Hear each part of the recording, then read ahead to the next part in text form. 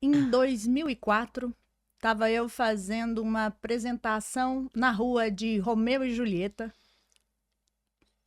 aprendendo história do teatro de um grupo que hoje senta aqui na minha frente. Quanto tempo depois? 2003. Mais de 20 20 anos anos, 21 depois. anos, é. E hoje eu tô aqui com os dois braços arrepiando. Está aqui Lídia Del Picchia, do grupo Galpão de Belo Horizonte, que tem 44 anos de. Será que a gente fala sobrevivência? Acho De que. permanência, Ai. de atividades ininterruptas.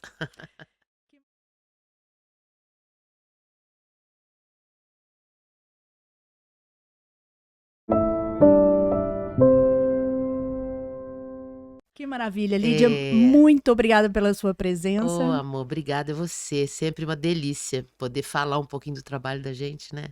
Adoro. Lídia, conta para nós um pouquinho desses 44 anos de história. Muita coisa, né? Como começou? É, Foi pra rua, Comédia dell'arte. Conta pra nós por sim. quê? Quem teve essa primeira ideia de ir pra rua fazer Shakespeare, Comédia dell'arte, etc. Não foi exatamente uma ideia, né? Foi um desejo, assim, de pessoas.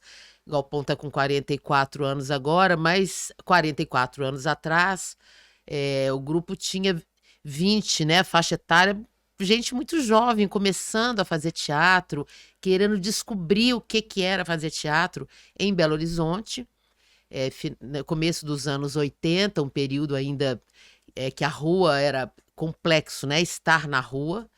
É, e mas ao mesmo tempo eles tinham a certeza de que eles não conseguiriam, formando um grupo, conseguiriam pautas em teatros da cidade, porque já tinham as pessoas, os grupos estabelecidos. Então resolveram dar se arriscar, ir para a rua, né? Mas o grupo, na verdade, nasceu numa oficina de teatro no Festival de Inverno em Diamantina, com dois diretores alemães que estavam dando uma oficina. Você falou aí de 2004, nós estamos voltando lá em 80, 81, né? Com técnicas de trabalho de rua e de teatro de rua, pernas de pau, enfim. E várias pessoas fazendo essa oficina. Eles montaram ao final da oficina Alma Boa de Sete Swan, do Brecht, e todo mundo se apaixonou pelo trabalho e 5 dessas pessoas que estavam na oficina resolveram fazer: "Ah, vamos continuar trabalhando, foi tão bacana, vamos nos juntar". E o desejo era montar um grupo, não montar uma peça, mas um grupo de pesquisa, né, que continuasse o trabalho que eles começaram ali naquela oficina. Dessas 5 pessoas que estavam lá, 3 ainda estão até hoje no grupo, né, o Toninho, o Eduardo e a Teuda. E logo depois o Beto e Eduardo Beto e Chico se juntaram à trupe e, eh, eu acho que já nesse o primeiro espetáculo, essa primeira tentativa de ir pra rua, de invadir a rua, eu acho que foi eu não estava no grupo ainda, minha formação é como bailarina, mas eu conhecia o Galpão, né? Belo Horizonte, muito pequeno, uma cidade há 40 anos atrás, era menorzinha. E só se falava que o Galpão, gente, os meninos estão montando um grupo, vão montar um espetáculo, estão indo pra rua com perna de pau. Que loucura que vai ser isso! Era um acontecimento na cidade, né? E eu acho que eh, essa coragem, esse risco, essa cara de pau de invadir as ruas no momento era começo da abertura política, né? Ainda final da ditadura, a rua não era um lugar de festa, a rua era um lugar de protesto, de briga, ou de dispersão, né? E de repente o galpão apareceu trazendo festa para a rua, juntando as pessoas num cortejo, com música, com perna de pau, muita gente, muita roupa colorida. O circo estava muito presente nos primeiros espetáculos do grupo. E eu acho que isso não só conquistou a cidade, né? A gente tem em Belo Horizonte um público assim. super fiel que nos acompanha, não só em Belo Horizonte, né, mas em casa. Tem esse lugar que a cidade acolhe muito o grupo. Mas também descobriram ali uma possibilidade de um trabalho mesmo, de realizar o desejo de ser um grupo de trabalho continuado, porque a rua permite que você esteja em qualquer lugar, né? Você não precisa. O Brasil, assim, milhares de municípios no Brasil não têm um teatro, né? Como esse aqui de Uberlândia, maravilhoso, que daqui a pouco nós vamos falar dele, mas a gente viaja muito, o Galpão é um dos grupos que mais viaja pelo Brasil, e se não fosse a rua, acho que a gente não teria essa possibilidade, porque a gente se apresenta em praça, em quadras, em escolas, enfim, em teatros também, né? A gente reveza desde então, fizemos espetáculos de rua e de palco alternadamente, mas a rua trouxe essa possibilidade e não só de mobilidade de produção, mas uma característica muito popular para o grupo, né? De um contato muito próximo do público. Então, quando você fala do Romeu e Julieta, que você assistiu assim ou estudou, né, do Grupo Galpão, o Romeu e Julieta foi um momento icônico do grupo de unir o erudito Shakespeare ao popular, a rua, mas a Gabriel Vilela, que é o diretor e que concebeu esse espetáculo junto ao grupo, ele fala que ele queria fazer um Romeu e Julieta goiabada com queijo. Mineiro, né? Então, com canções de seresta, com latinha de óleo enfeitada com flor, com os figurinos caiados de cal, como as casas no interior são, né? Ainda no Brasil. Então, eu acho que a rua trouxe uma cara muito forte para o Galpão, né? Que mesmo nesses anos todos que a gente alterna espetáculos, Galpão montou muitos clássicos do teatro, né? Textos clássicos, não só Shakespeare, mas Molière, Gogol, Brecht, enfim, Chekhov, né? Mas essa experiência inicial da rua e continuada também, né? Que os primeiros anos foram muito de desbravar as ruas, as praças, trouxe uma cara desse jogo, o Galpão, né? Eu gosto de falar, é um trabalho coletivo, uma coisa que eu não falei, é um grupo formado por atores, a gente não tem um diretor fixo, é um grupo de atores que estão sempre querendo descobrir uma maneira nova de fazer teatro, um outro pensamento, então a gente está sempre aprendendo a fazer teatro dentro do próprio grupo também, com novos diretores, né? Cada novo diretor que chega traz toda uma equipe, um pensamento, uma abordagem, um jeito de trabalhar, uma técnica. Então, a gente está sempre aprendendo a fazer teatro dentro do grupo, né? E eu acho que esse início da rua, apesar da gente ter feito menos rua nesses últimos anos, né? Até mesmo por causa da idade, né? Não é só o grupo que tem 40 anos, né? O elenco também está há 40 anos trabalhando.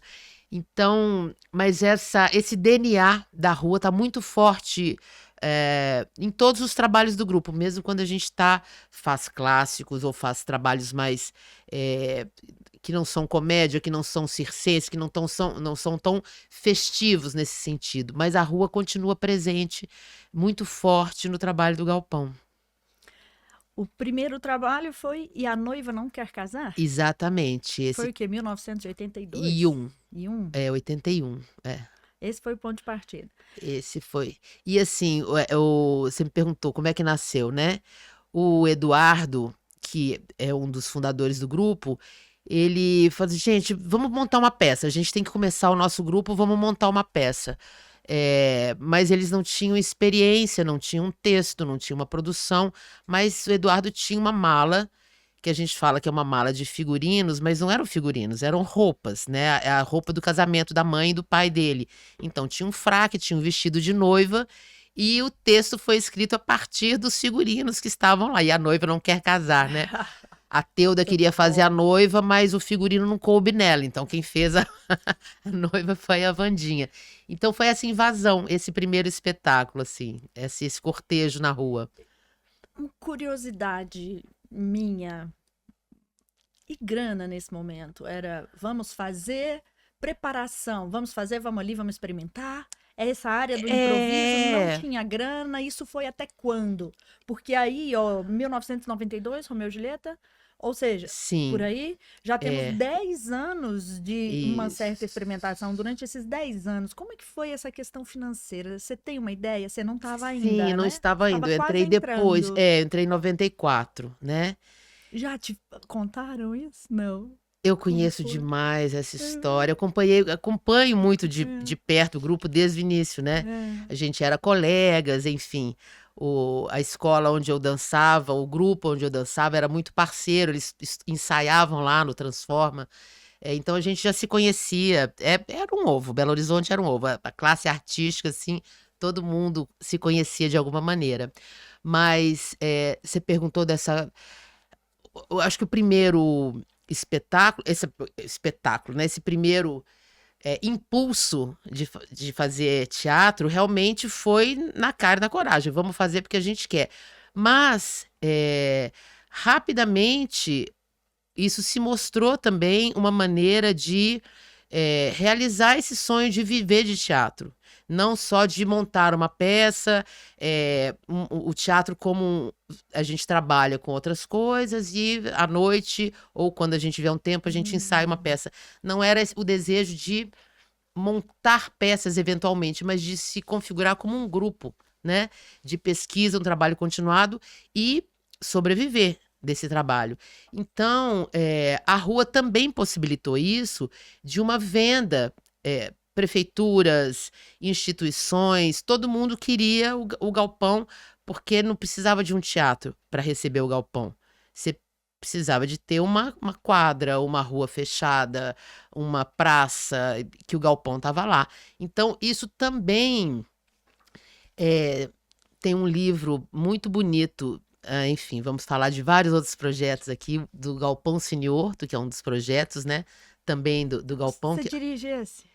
Não, o Galpão Nunca vi. Siniorto é o nosso centro cultural Ah. em Belo Horizonte. Eu sou coordenadora pedagógica lá, né? Ah. Há alguns anos.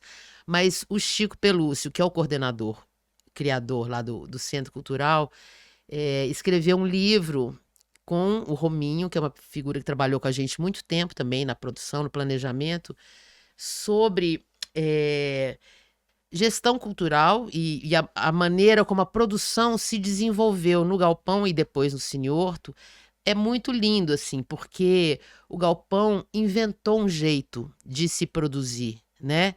Começando na rua, a gente, sempre que a gente viaja, a gente tem muitos bate-papos, assim, com pessoas, estudantes e grupos nas cidades que a gente visita, e todo mundo pergunta, fala, e como é que é? Como é que o Galpão começou a sobreviver? Como é que faz? Desses primeiros anos de coragem, de realmente tinha que trabalhar com outras coisas para dar conta de se manter ali no grupo, e essa invenção desse modo de produzir, do grupo se produzir, até o Romeu e Julieta, o grupo não tinha patrocínios ainda, né? O Romeu e Julieta estreou com uma dívida, assim, porque a gente comprou um equipamento de som, de microfone sem fio, que era uma exigência do Gabriel, assim, falou assim, não posso levar Shakespeare pra rua e a Julieta não pode sussurrar no ouvido do Romeu, ela tem que ficar gritando, a cena do balcão, não, a gente tem que criar uma outra qualidade sonora. Então o grupo investiu na compra de um equipamento carérrimo e estreou com uma dívida gigante. Então, ainda no Romeu e Julieta, todo mundo fala, porque o Romeu e Julieta, que o grupo, parece que o grupo nasceu ali, muita gente acha que o grupo começou ali, mas já eram 10 anos, e ali ainda a gente, era uma sustentabilidade, assim, de venda de espetáculos, de bilheteria, né? muito tempo depois é que começaram a nascer a aparecer as leis de incentivo e editais, né, que que o grupo começou a se profissionalizar nesse campo da produção, né? Mas até o Romeu e Julieta e um tempo depois ainda é, é um aprendizado mesmo o grupo nasceu dentro de um festival e frequentou muitos festivais também. Então, isso também, festivais internacionais no Brasil, na América Latina, na Europa. Rapidamente, o trabalho de rua também possibilitou ao grupo, né, essas viagens. E, de alguma maneira, e tem uma coisa bonita, assim, a gente chama esses anos heróicos, né? Os cachês que o grupo ia ganhando iam sendo investidos na estrutura do grupo, né? Então, uma primeira turnê internacional por festivais na Europa, que o grupo recebeu dinheiro, recebeu cachê em dólares, eles voltaram e compraram um galpão, onde é a nossa sede ainda hoje, né? Então, tem um investimento realmente no trabalho, no grupo, no crescimento do grupo. Isso é bonito, assim, e é uma coisa, eu acho que ainda perdura hoje, né? A nossa prioridade, por mais que somos 12 atores hoje, né? Com muita independência, muita gente faz cinema, televisão, dirige outros grupos, faz outros trabalhos, oficinas, mas a nossa prioridade é sempre o galpão, é a agenda do galpão, são os trabalhos, não são todos os espetáculos que estão, aliás, nenhum espetáculo estão todos os atores, né? É sempre uma escolha muito pessoal, se eu estarei ou não no próximo trabalho, mas essa certeza de que o grupo é esse 13º elemento, né? Somos 12 atores em volta de um projeto que é o Grupo Galpão. Ó, na década de 90, ali parece que começam os prêmios, salvo engano. Ó, tenho alguns aqui, vamos lá. Shell, Mulher, APCA. Sim. Começou aí Com a na Rua da década de 90. Amargura, Quais foram os premiados e por que você acha que eles mereceram naquela época esses prêmios? O que eles trazem de cênico? O que é do espaço cênico, figurino, cenário? Por que vocês mereceram? A gente sempre merece, todo mundo merece muito, assim. Eu acho que é uma batalha tão grande, né? Essa coisa de premiação, lógico. O olho brilha, né? E você fala assim, Galpão recebeu nem sei quantos prêmios, não sei, prêmios nacionais, internacionais. Lógico que é um reconhecimento importantíssimo, né? Mas a gente sempre trabalha para ganhar prêmio, a gente sempre tá achando que nós estamos merecendo todos esses prêmios. Mas eu acho que esses primeiros prêmios Shell, né? Prêmios nacionais de visibilidade e prêmios internacionais também, foram a partir do o Romeu e Julieta, como era um espetáculo de rua, não existia uma premiação para espetáculos de rua, né? Então, logo em seguida ao Romeu e Julieta, o grupo montou um novo espetáculo com o Gabriel Vilela, num texto de circo-teatro sobre a Paixão de Cristo, que é a Rua da Amargura, Passos Lacrimosos de Jesus.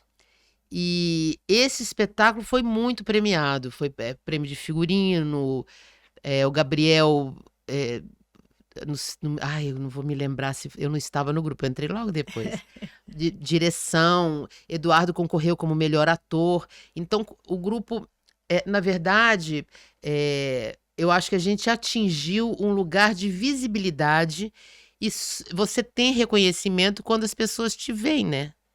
Quando você começa a ser projetado no cenário nacional, aí as pessoas falam assim, olha, existe o Galpão faz esse trabalho, e o Romeu e Julieta fez muito isso, porque chamou muita atenção, né? Teve uma projeção, um espetáculo muito grande. Então, a partir do Romeu e Julieta, mas o espetáculo anterior, que era o Álbum de Família, com um diretor lá de Belo Horizonte, o Eide Ribeiro, também foi premiado em festivais, mas ainda não era.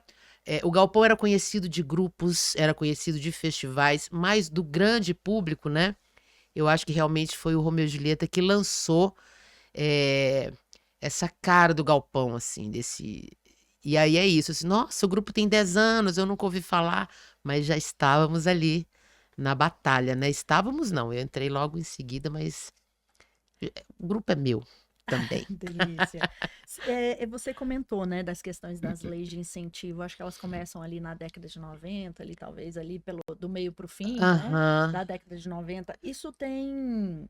Será que é uma tríadezinha ali? Porque vocês estavam na rua até então, né?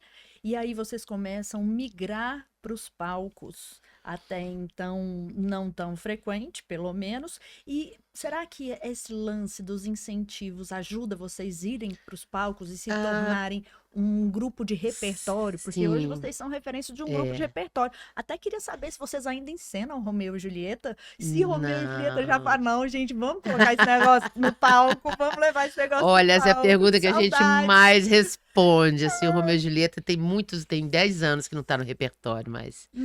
É, Nossa. mas, respondendo em relação a das leis de incentivo, né? Como que elas reverberaram nesse trabalho do grupo. Na verdade, essa ideia do grupo ser um grupo de pesquisa e de um trabalho continuado, então, desde o início, o Galpão tinha 3 espetáculos. A Noiva Não Quer Casar, Ó Pra Você Ver na Ponta do Pé e a Comédia da Esposa Muda. Viajava com esses 3. Sempre foi um grupo de repertório. Por mais que fosse um repertório modesto e ainda eh, sem uma direção muito. eh, Ai, tinha uma coisa da direção coletiva, né? Não tinha ainda. O Galpão ainda não convidava diretores, assim. O Galpão foi se formando, foi se entendendo ao longo do caminho, né? No hay caminos, solo hay caminar, né? Vamos caminhando e entendendo. E essa é uma das belezas, eu acho, do trabalho de grupo, né? Grupos de teatro, coletivos. O Galpão tem essa característica de estarmos há 30 anos o mesmo elenco, mas não importa se são as mesmas pessoas, mas quem está ali levando o trabalho é um aprendizado tão forte, tão poderoso, assim, da convivência, o trabalho coletivo, né? Você ver o outro, ser visto pelo outro, aprender a escutar, o momento que você fala, o momento que você ouve, que você abre mão dos seus desejos, alguma coisa falou ali que não acho que a ideia do outro vai dar mais certo. Então, esse equilíbrio na convivência, é uma generosidade de uma convivência, assim, muito intensa, né? Porque a gente trabalha junto o dia todo, a gente viaja junto, a gente se apresenta, fica junto de manhã, de tarde, de noite. É um casamento, assim, maluco, né? Bom, e vocês se casam. É, As pessoas, mas realmente criaram-se casais ali? Como é sim. essa história? Porque É, para você sobreviver uma vida assim, tem que ser alguém que te entenda ou que é, viva a mesma coisa, né? às vezes é bom que seja alguém que não tem nada a ver também. Dá uma descansada, Dá uma né? descansada. Mas eu acho que é muito natural isso, Sim. porque tem uma cumplicidade ali dos projetos de vida, né? Do trabalho de divisão. Não só no Galpão, né? Quando eu estou falando a gente trabalha muito, eu estou falando desses grupos de teatro, né? Que levam esse trabalho continuado. Tem grupos no Brasil muito mais longevos, né? Com 50 anos. Mais longevos que o Galpão, mas me perdi aqui o que a gente estava falando. Ah, das leis lá, como elas influenciaram, né? Essa coisa do repertório é uma maneira também de você sobreviver. A gente já foi em Uberlândia com esse espetáculo, mas então vamos tentar emplacar o outro, e tem mais outro, mas a gente tem outro. Então, você está sempre voltando nos lugares também, você está construindo, formando um público, mesmo as pessoas que trabalham com cultura, os gestores culturais, o Galpão já esteve aqui. Não, mas a gente tem outro trabalho, e a gente tem outro trabalho. Então, essa semeadura, né, constante, e isso durante 40 anos. Então, agora, né, o Galpão está com 3 espetáculos em repertório, mas sempre sempre foi um pouco isso, né? Essa turnê à Europa que eu te falei, que eles compraram o Galpão com Cachê, eles foram com 2 espetáculos, 2 ou 3, se não me engano, 2 espetáculos de rua. Então, tem uma. eh, não foi exatamente as leis de incentivo que fez isso acontecer. E mesmo a questão de palco e rua foi uma experiência que o Galpão sempre fazia. Fizemos o último espetáculo de rua, vamos fazer um palco agora? A gente fez um drama, vamos fazer uma comédia? A gente fez uma comédia, vamos fazer um trabalho, uma adaptação de um livro? A gente adaptou um livro, então agora é sempre uma coisa que a gente não fez ainda, né? Agora, o que as leis de incentivo nos de uma certa forma, nos obrigaram a nos profissionalizar nesse campo da produção, porque você deve conhecer, claro, né? Para você fazer um projeto, você não é um ator que vai. Gente, olha, eu não posso ensaiar hoje que eu tenho que fazer um projeto. São meses de trabalho, de orçamentos e de 3 orçamentos e depois de prestação de conta. Então, e de comprovação de matérias de jornais e de rádios, como é que sentimetria, uma coisa. E as leis exigem isso, e elas estão corretas em exigir, mas nesse sentido a gente teve que se profissionalizar nesse lugar também, né? Não dava mais para ser como lá no início. O Chico trabalhava mais com a produção, o Eduardo era responsável mais pela coisa, direção artística, o Beto pelo financeiro, a Wandinha a comunicação. Já não dava mais para ser dessa maneira. Primeiro, porque o grupo estava crescendo, né, uma agenda maior, mais compromissos, mas também as leis exigiam um profissionalismo. Você tem que entender, você tem que saber o que você está lidando com um programa, né, um Salic da vida, para inserir os dados ali de maneira correta.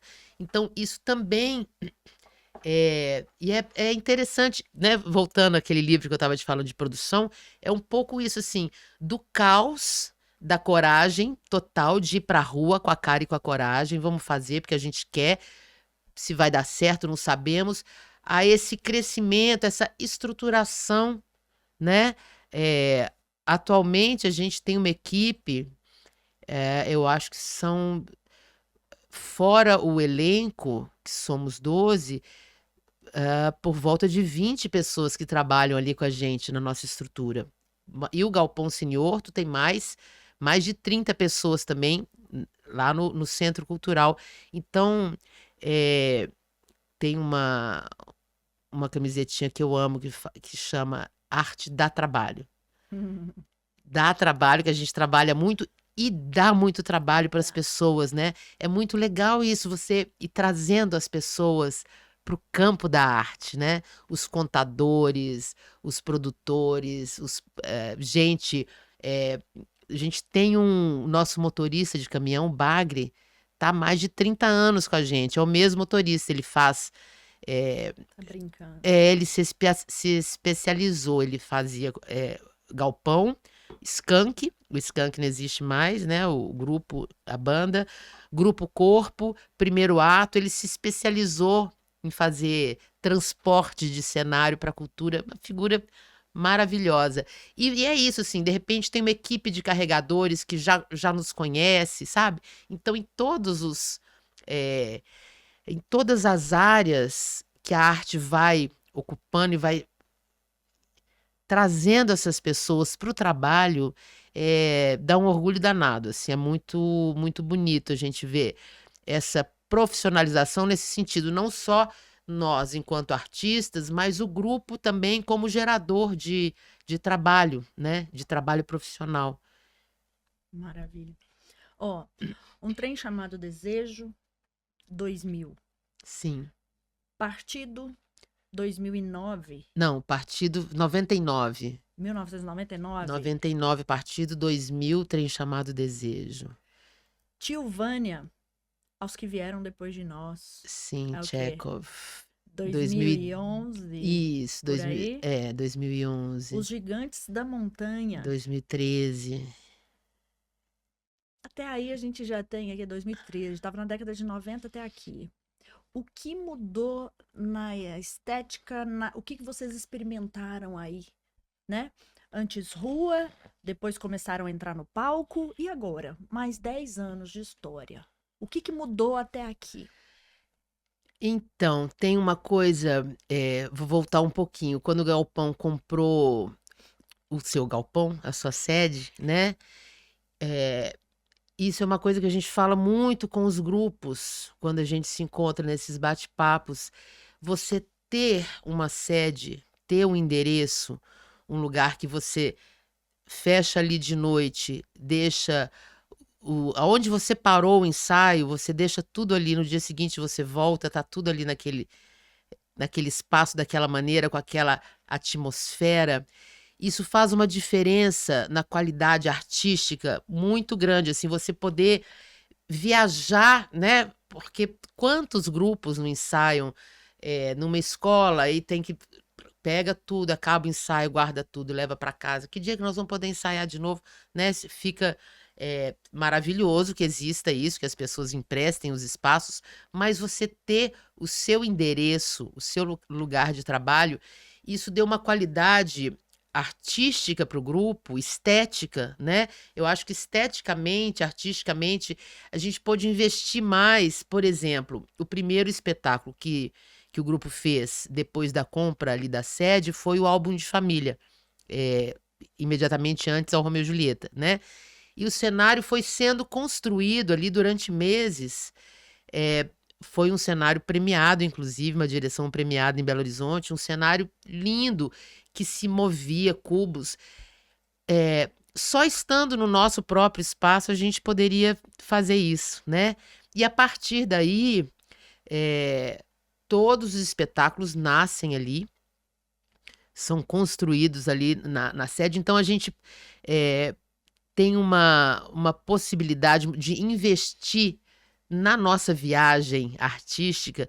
Muitas coisas que a gente experimenta não vão para a cena, mas a possibilidade de você criar e de você ter o espaço, vamos fazer a luz, vamos botar uma trilha, isso vai sedimentando um trabalho, uma pesquisa, né? Quando as pessoas falam assim, esse espetáculo é a cara do Galpão. Qual será a cara do Galpão, né? Porque você falou de espetáculos tão diferentes aí, Tilvânia, Os Gigantes da Montanha, O Partido, Um Trem Chamado Desejo, o próprio Romeu e Julieta, os espetáculos que vieram depois, Nós e Outros, De Tempos Somos, Cabaré, Coragem e agora o Ensaio sobre a Cegueira. São espetáculos de uma natureza tão diferente, mas todo mundo fala, é a cara do Galpão. É a cara do Galpão porque a gente está ali juntos no dia a dia, né? Trabalhando, produzindo, trocando ideias, mesmo quando vem um outro diretor, ele escuta muito o Galpão, a gente escuta muito a direção, mas os diretores também têm esse interesse de escutar o Galpão. Então, o que mudou de lá para cá? Espero que a gente tenha mudado muito, né? E foi o primeiro espetáculo que você falou, o Trem Chamado, vou primeiro na cronologia, o partido que a gente fez com Cacá Carvalho era um desejo de fazer um mergulho no trabalho do ator. E chamamos o Cacá, porque ele é um ator incrível, né? Tem um trabalho em Pontedera, na Itália, num centro de estudos teatrais, e queríamos entender a maneira como ele trabalha com o ator. Foi um mergulho muito vertical num espetáculo, que, de fato, o texto era uma adaptação de um livro do Ítalo Calvino, mas o texto não era o mais importante do espetáculo, muito mais o subtexto e a maneira como a encenação se produziu, porque todos os personagens eram partidos ao meio. Você era de um lado um personagem, do outro com uma maquiagem diferente, um figurino diferente, e a gente atuava na lateralidade, né? Nunca de frente. Então era sempre metade de um, metade de outro que atuava.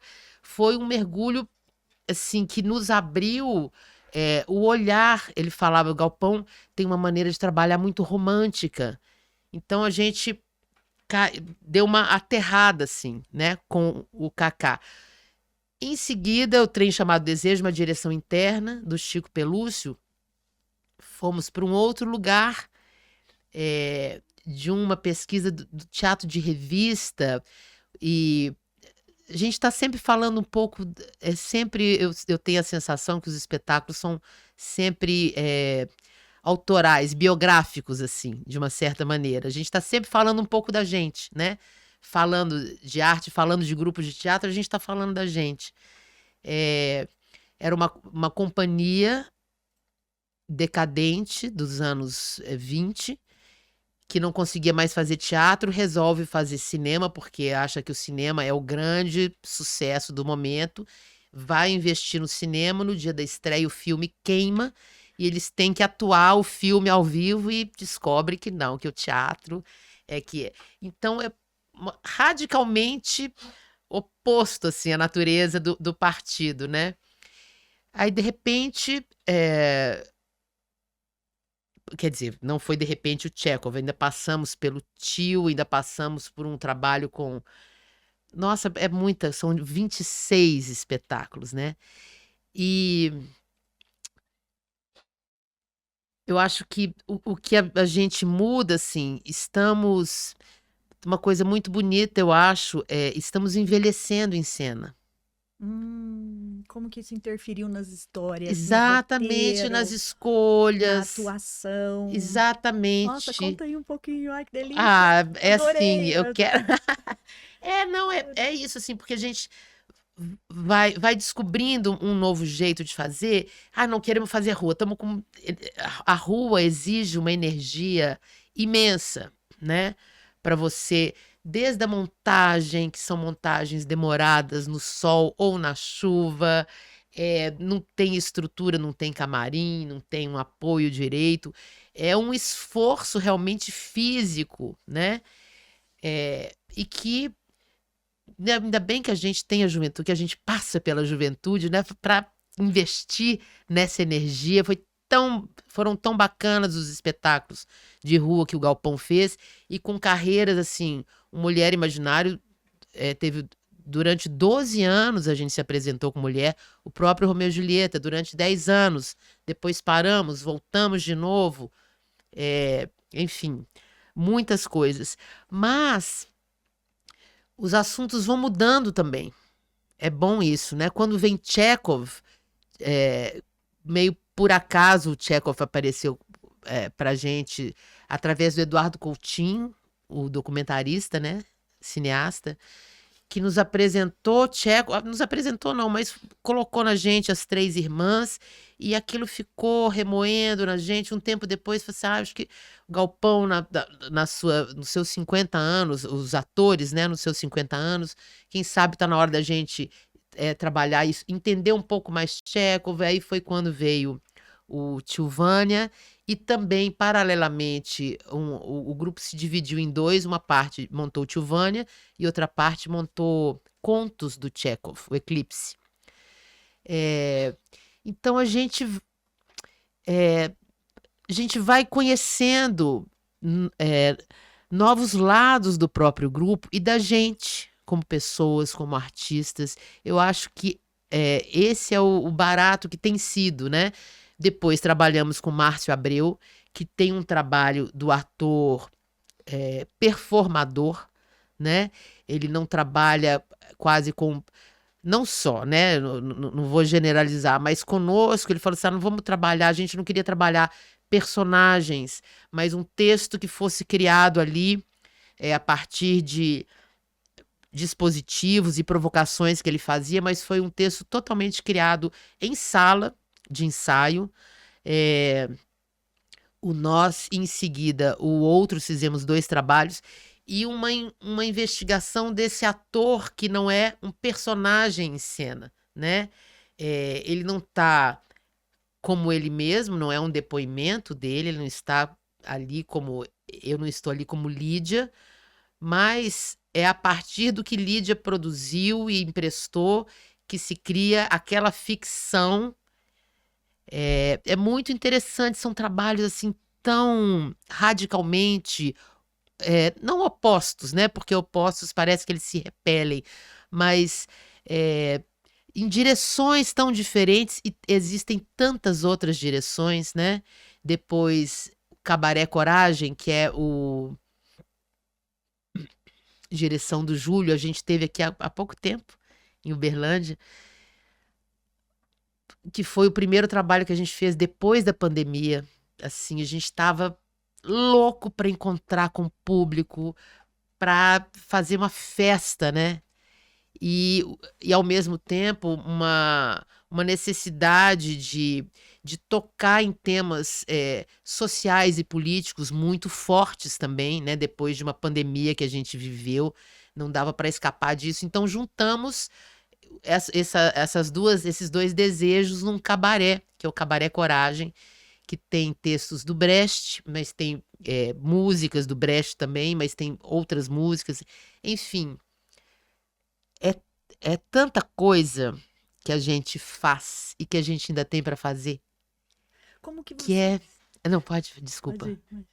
Como que vocês se reinventaram na pandemia? Ah, pois é. Vocês fizeram algum trabalho digital? Ou vocês falaram Nossa, fizemos leituras virtuais? muito, Ou vocês falaram, fizemos não, vamos descansar, muito. então? Nós não descansar. Já temos aí o quê? Não. 40 anos de história, vamos descansar, gente, na pandemia? Como é que foi? Não dava para descansar naquele momento, que né? vocês Não dava para produziram? descansar. A gente produziu, olha, foi muito legal. Eu acho que abriu, né? Como eu te falei, assim, tem muitas pessoas no Galpão que trabalham com cinema, com televisão, com audiovisual, e foi uma investigação assim coletiva que a gente não tinha tempo para fazer isso, porque a gente está sempre produzindo peças, né, de teatro, esse encontro com o público muito forte.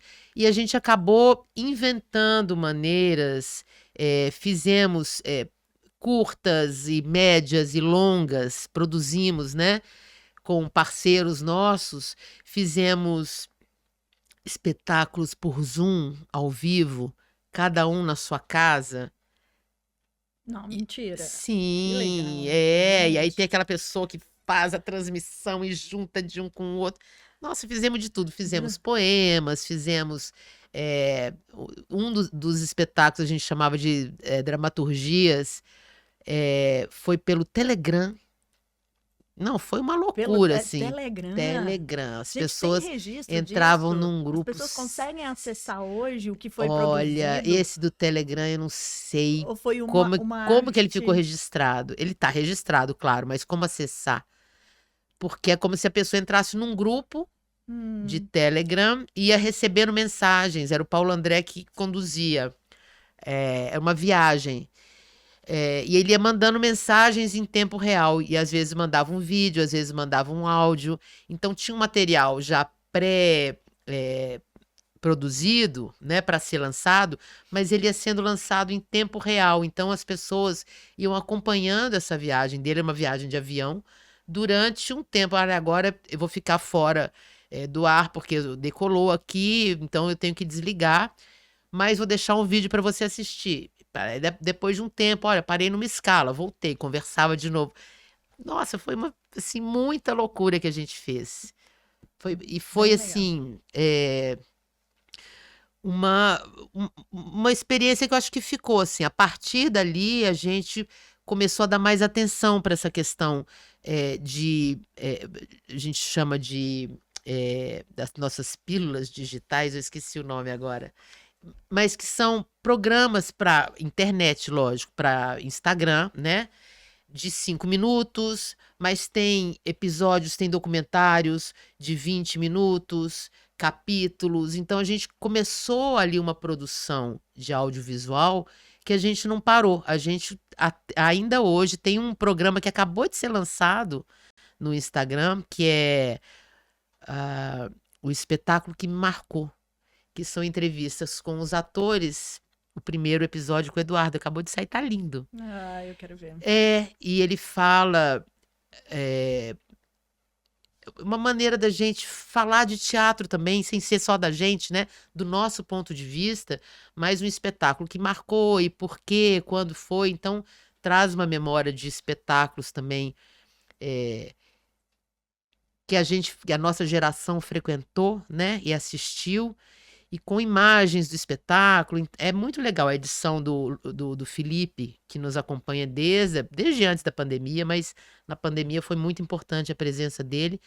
E ele faz uma edição muito linda, assim. Então, foi aquela loucura, né? De momentos que a gente achava que realmente exaustos, porque todo mundo virou o seu próprio diretor, roteirista, figurinista, cenógrafo, iluminador, você sozinho dentro de casa tendo que produzir, né, uma imagem que interessasse as pessoas, né? Mas também acho que deu um impulso para essa nossa produção, vou chamar de audiovisual, né? Tivemos filmes também, trabalhamos com pessoas muito bacanas, Clarice Campolina, de BH, Silvinha Gomes, dramaturga. Enfim, foi uma grande experiência, assim. Eu acho que a gente não sei se reinventou, mas a gente abriu muitas janelinhas, assim. Muitas novas janelas, Então, hoje, para acessar o produto digital seria pelo Instagram. É um que está acontecendo agora. Sim, esse programa sim. Então as pessoas podem acessar pelo Instagram de vocês. Sim. Ótimo. E esse que ou pelo YouTube também, esses anteriores, você pode procurar lá no YouTube do grupo. Todos têm. Eu ia te perguntar. Esse que vocês atuaram cada um na casa de vocês, individuais ali, atuavam, esse tá no YouTube ainda. Todos eles meio que estão todos no YouTube. Às vezes fecha o link de alguns para dar uma. Vamos abrir agora aqui de novo para dar uma cara, né? Olha, essa aqui é uma estratégia de relançamentos. Mas estão todos no YouTube. Legal, tem a nossa primeira incursão, assim, tipo, 15 dias depois que tudo fechou, e a gente se encontrando no Zoom, chama Éramos em Bando. É um filme que eu acho uma delícia. É um filme meio. Não é um documentário, porque era nós ali experimentando a internet pela primeira vez, né? Nossa, é a comédia dos erros, assim. Um filme sobre o desespero, sobre não conseguir fazer o que a gente está tentando fazer. Mas tem uma edição muito bacana. Esse primeiro e o último da pandemia, que foi o Que é Ver e Escuta, que foi uma obra radiofônica. São podcasts, estão Que legal! No Spotify. Enfim, demos tiro para tudo quanto é lado. Gente, o teatro virando audiovisual durante a pandemia e permanecendo aí de alguma forma, né? Foi muito... É o hibridismo, né, gente? O hibridismo de linguagem. Meu mestrado é sobre hibridismo de linguagem. Nossa, foi muito... Cinema, teatro, TV. Sim, e depois o doutorado é o tudo tela, né? Que a gente diz. Doutorado, estudei o hibridismo, só que agora no tudo tela. Celular, tablet, cinema. Mas o teatro é um lugar que cabe tudo isso, né? Cabe a música, cabe a poesia, cabe a tela, cabe o celular, cabe... enfim, né? Genial. E aí, depois da pandemia, então, agora nós estamos no momento atual, um ensaio sobre a cegueira. Ensaio sobre a cegueira. Mulher, o que é isso? São 30 anos do livro... Não é? Do Ensaio sobre a Cegueira, de José Saramago. E aí vocês foram fazer em homenagem a esses 30 anos? Não, foi assim, quando a gente falou, gente, ano que vem a gente vai estrear, são 30 anos do livro. Nossa, eu não acredito! Mentira, foi surpresa? Porque o Rodrigo, quando a gente convidou o Rodrigo para nos dirigir, Rodrigo Portela, Partiu dele, né? Parece que era o interesse dele. Ele já tinha esse desejo de, assim, mais de 10 anos que ele queria montar esse livro, mas ele queria montar com um grupo. Ele não queria montar com o Grupo Galpão, né? Não era tão específico. Mas ele achava, assim, pela característica do livro e a leitura que ele tem do romance, né? Da fábula, de que em toda essa cegueira maluca que a gente se afundou e se afunda, a saída é pelo coletivo, né? Então ele tinha esse desejo de falar assim, não quero montar um elenco para fazer esse espetáculo. De repente, no momento que apareceu um grupo, e quando a gente chamou ele o ano passado, 2025, 2024, o ano passado, é, foi a primeira ideia que ele levou. Falou, gente, vocês topariam? Eu tenho esse livro, que eu tenho muito tempo, que eu tenho vontade. Eu falei assim, claro, que bacana. Meio assustados ainda, né? Porque é um desafio gigantesco, né?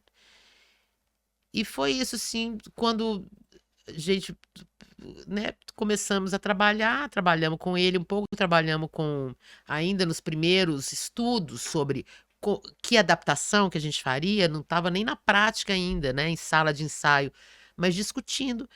Eu falei assim, gente, ano que vem são 30 anos. Nossa, que loucura! Assim, mas as coisas estão um pouco no ar, né? E a gente pega. Tem outras montagens do ensaio sobre a cegueira pelo mundo que a gente já descobriu esse ano. Ah, esse ano. Ele mesmo assistiu uma ou duas Ah, na Europa, porque deve... é isso, são 30 anos, então as pessoas querem comemorar, mas no nosso caso foi uma oportunidade, assim, que apareceu. Muito bacana, né? Ótimo. Show de bola. Show de bola. E o Juntou espetáculo tem simplesmente 150 minutos? Algo 2 assim? horas e 20. Algo assim? Como que é? É o primeiro com essa duração que vocês estão produzindo? Existe aí uma diferença ou um passinho além do que vocês já produziram e estão produzindo agora com o ensaio? Olha, lógico que a gente tem que pensar nisso, né? Porque no mundo que está preocupado com a rapidez que as coisas acontecem, né? 5 segundos, 30 segundos. Quando você fala que um espetáculo tem 2 horas e meia, já fala assim, nossa senhora, só. Ok, já comprei, agora eu vou. Mas a gente não pensa nisso enquanto está fazendo. Vamos fazer um espetáculo. No espetáculo tem que ter essa duração. Ele dura o que ele tem que durar. Enquanto a gente. Vou falar de um outro lugar. Quando a gente começou a fazer o Nós com o Márcio Abreu, as primeiras provocações, ele ainda não estava com a gente, né?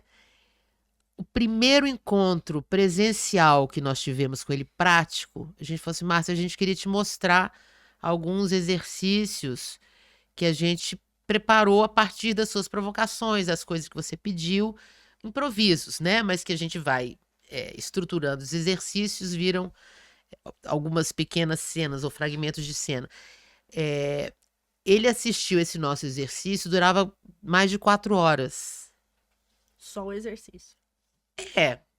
A partir das provocações dele, das cenas. Quando ele acabou, ele falou assim, gente, mas o espetáculo tá pronto, tá tudo aí já. O espetáculo já tá pronto. Eu falei assim, Márcio, que é isso? Não, olha aqui, isso. Lógico que aí tem um excesso, né? Aí você começa a ver o que serve, qual a narrativa, qual a trajetória que você quer fazer com esse espetáculo. Então você começa, tem coisas... Ai, não acredito que vai cortar essa cena, mas ela não cabe nesse espetáculo, né? Então é isso, a gente vai lapidando como um escultor, né? Que vai tirando os excessos para a forma aparecer ali. Então, no ensaio sobre a cegueira, lógico que a gente sabia que é um romance, a adaptação, né? A leitura da adaptação que o Rodrigo fez durava mais de 2 horas já. Então a gente já intuía, mas não dá para falar assim, não, essa cena tá longa, vamos cortar. Ela é fundamental. E o tempo que ela dura e o tempo que ela demora, que tem cenas que demoram, mas é importante aquele tempo de contemplação da cena, de espanto. Se a gente acelera, ela não produz o efeito que ela precisa, porque a gente está tocando num tema que é profundo, né? Então não adianta passar superficialmente pelo profundo, né? Maravilha. Então é um pouco isso, assim, né? E te respondendo, a Rua da Amargura tinha 2 horas, não sei se 2 horas e 40, mas era uma peça que começava na rua, não sei se você assistiu, a gente tinha uma primeira parte que era quase uma folia de reis na rua, depois a gente entrava com a festa, levava o público para dentro do teatro, tinha um intervalo para as pessoas se acomodarem, a gente trocava de roupa e lá terminava. Então era 2 horas e 40 esse percurso todo. Nesse caso não tem intervalo, mas uma coisa que a gente tem escutado, eu falei assim, nossa, se vocês não tivessem falado que era essa duração, eu não percebia. Se é bom ou se é ruim né, essa sensação térmica mais rápida, parece que é bom, né? Mas não chega a ser uma preocupação, assim, sabe? Nossa, tá demorando. Quando tá demorando é ruim, né? Ai, tá demorando a passar o tempo. Mas eu acho que não acontece isso. É um tempo estendido que é necessário ali para aquele espetáculo. Aqui eu vou ter que entrar em spoiler. Gente, juízo aí. Quem não quiser, diminui aí o som e volta daqui um pouquinho. O spoiler. Então, o espetáculo que você acabou de citar começava na rua Sim. e ia pro palco. Este começa no palco e vai pra rua. É isso? Por quê? Pra quê? O que vocês querem alcançar dentro da gente? O que você quer provocar na minha alma? São muitas coisas, né? Quando a gente chega num formato, assim, é até difícil explicar, né? E é bom que a gente não consiga explicar também, né? Porque eu acho que a peça ela tem que ser sentida ali como um todo. Mas quem leu a obra, né? O ensaio sobre a cegueira, tem esse primeiro movimento do contágio das pessoas, né? Dessa pandemia de cegueira que começa a assolar e assustar as pessoas. Depois tem um momento que essas pessoas são internadas num manicômio, né? Como uma quarentena, e a gente sabe assim minimamente o que é isso, né? Ficar isolado. Só que não era cada um na sua casa, era todo mundo no mesmo lugar. Até que esse contágio começa a tomar proporções gigantescas, né? E em algum momento eles conseguem se libertar daquela prisão, porque eles eram vigiados, né, no manicômio pelo exército, por militares. E em algum momento eles descobrem que não tem mais ninguém, ou seja, todo mundo cegou, não tem mais ninguém nos vigiando, então a gente está livre, a gente pode voltar para casa. Então o livro tem esse movimento, só que o que seria esse terceiro ato desse movimento de que as pessoas vão para a rua, aí elas descobrem que as ruas estão mais enlouquecidas do que estava ali dentro do sanatório onde eles estavam, reclusos, né? Eles descobrem que aquele mundo já não existe mais. Então, esse movimento de entrar para o manicômio e de depois voltar para a rua, ele existe. Só que a partir daí, tem esse grupo dessa mulher, uma única mulher que mantém a visão, né? Ela não se contamina, todas as pessoas se contaminam, menos ela consegue guiar esse grupo até a casa dela e lá eles começam a se olhar, né? Novamente como pessoas, com respeito, com dignidade. Então eles começam a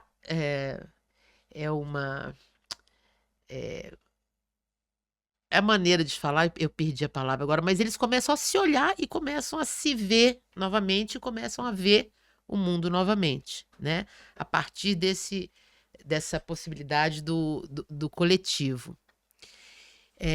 Na nossa escolha, para a peça, e Rodrigo vai me matar se eu falar demais, mas enfim, você me perguntou. A gente tem o primeiro movimento, tem o segundo movimento. A nossa adaptação ela termina ali, quando eles saem do manicômio, né? A gente não tem o terceiro ato.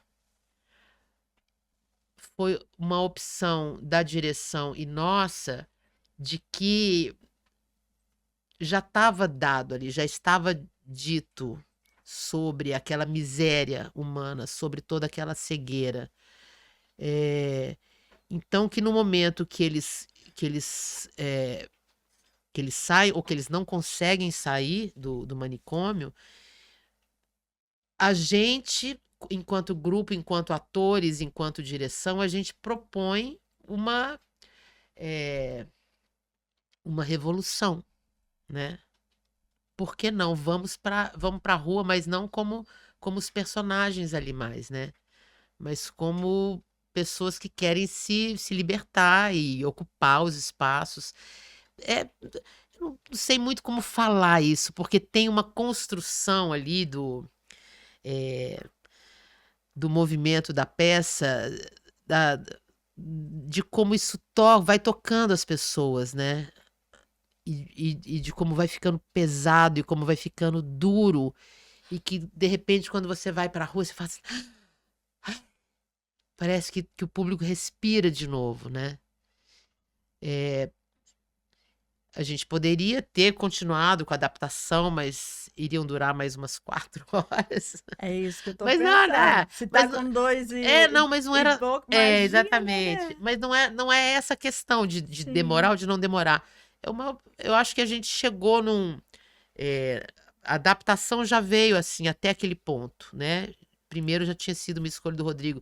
Durante um tempo a gente fala assim, será que vem o terceiro ato? A gente cogitou ainda um terceiro ato de como seria, mas entendemos que a nossa peça, a nossa missão com o ensaio sobre a cegueira, e eu gosto do título, né, do título que nós demos, que não é o ensaio sobre a cegueira, é um ensaio sobre a cegueira. Então é uma experiência, é uma abordagem muito particular nossa, assim, enquanto grupo, né? E uma das coisas, quando o Rodrigo trouxe essa ideia, eu pensava muito, assim, a gente pensa demais, né? A gente sofre numa montagem, meu Deus, como a gente sofre. Onde será que isso vai? Isso vai dar certo? Não vai dar certo? Eu quero, não quero, tô gostando, como é que tá? Não tá? Né? Mexe demais com a gente. E uma das coisas que eu tinha um senão era justamente assim, como adaptar um texto assim, essa história para o teatro, porque não dá para a gente ser realista, assim, montar um manicômio, né? Ilustrar o espaço, ilustrar a história. E a história em si é isso. Existe a cidade, existe o contágio, depois as pessoas vão para lá e só vai afundando, afundando. A ação que precisa existir numa peça de teatro é uma coisa um pouco previsível do que vai acontecer, os níveis que a gente vai. E o grande barato dessa loucura do ensaio sobre a cegueira é o texto, é a narrativa do Saramago, né? A maneira como ele descreve, não só como ele escreve, mas a descrição das cenas, as palavras que ele usa, a construção das frases. E eu falava assim, poxa, será que nós vamos perder isso que é tão saboroso? Mas eu acho que um dos trunfos desse espetáculo é justamente a adaptação. A dramaturgia é do Rodrigo também, Portela. A adaptação que ele fez do texto é muito preciosa, assim, ele preserva muito da narrativa do Saramago, a maneira como ele escreve. Então, nós somos atores em cena que estamos narrando com as palavras do Saramago aquela situação. Então, a gente entra e sai do personagem o tempo inteiro, né? É, e isso eu acho que trouxe um brilho para a montagem, assim, muito. É, é isso, assim, a gente lê o Saramago ali em cena muito fortemente, né? Acho que isso foi muito bacana. E os personagens não têm nomes, né? É, já não tem, né? Eles não enxergam, eles não É, têm nome. é, Mas é o garotinho estrábico, a moça dos óculos escuros, a mulher do médico, quem interpreta a mulher do médico? Fernanda Viana. Muito interessante. É a É, única que enxerga ali naquele é, negócio. Por que que você é. acha que ele manteve uma única pessoa? E por que a mulher do médico? Interpretação sua. Provavelmente vocês não se Olha, perguntaram isso, mas. né, falamos Ah, vai lá. muito, Por que nossa, então? falamos O que que muito vocês disso. acham, gente? Tem uma coisa, o Saramago, não vou saber dizer assim, exatamente, mas ele tem uma coisa de uma. Ele falou isso em algum momento, assim, que ele tem uma admiração muito grande pelas mulheres, pela força das mulheres, né? Então, eu falo assim, não sei se eu sei fazer personagens femininos, porque eu tenho uma admiração tão forte, tão profunda. E ao mesmo tempo, assim, eu acho que é, essa mulher é essa força feminina, assim, de que acolhe, de que conduz, de que não se deixa abater, né? Eu vejo muito da Pilar também ali, sabe? Da mulher do Saramago, né? Uma mulher incrível, assim, admirável, que ele era absolutamente apaixonado. Fizemos várias viagens, mas eu acho que é, essa, eu acho que essa mulher traz o tempo inteiro, eh, mesmo que escondida em alguns momentos, né, abafada, ela traz essa possibilidade de que uma esperança, assim, ela carrega uma esperança o tempo inteiro, né? Mesmo no desespero, ela, ela, ela enxerga, ela ainda consegue ver, ela conduz, ela ajuda, ela, né?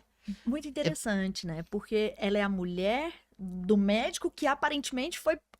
que é um dos primeiros que cega Que também, é o né? cara Que que se mandou pra contamina. todo mundo. Tô enganada? Oi. Não, não, não. Ele, o primeiro cego vai ao consultório do Ah, médico e aí o médico pega. e o médico se É. contamina.